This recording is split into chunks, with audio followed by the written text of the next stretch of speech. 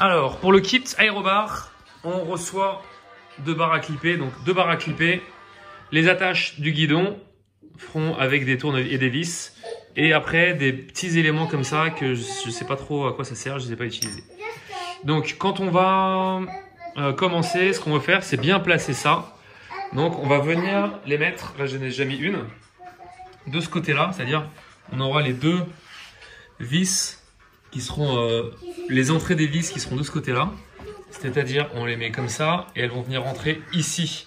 De façon à ce que ce petit truc-là soit bombé vers le début, c'est-à-dire l'avant du vélo, ici.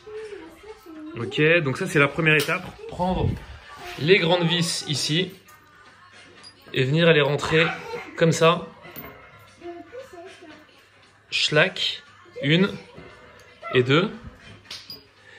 Là-dedans, donc de ce côté ici, pour fixer le vélo. Autre petit tips, on peut utiliser du scotch électrique pour venir mettre, enfin du scotch isolant pour venir mettre ici autour du vélo pour éviter de coincer le vélo. Donc là, on va faire la même chose ici.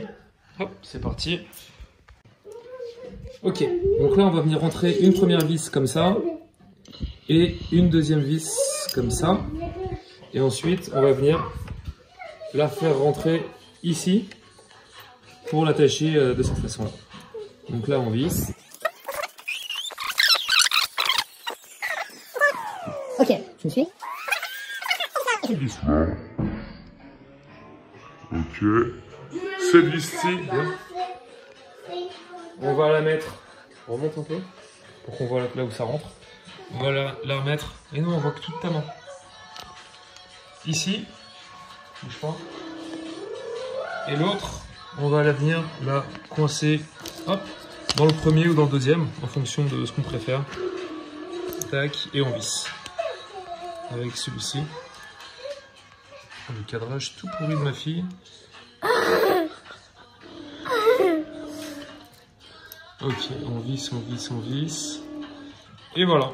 Et après, on n'a plus qu'à vixer un peu plus. Et ensuite, mettre les barres. Donc, pour mettre les barres, bouge pas. Hop, on les insère comme ça.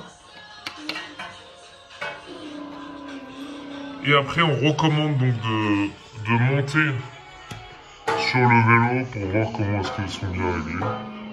Et voilà, et le tour est joué. Résultat, tcha-tcha, des super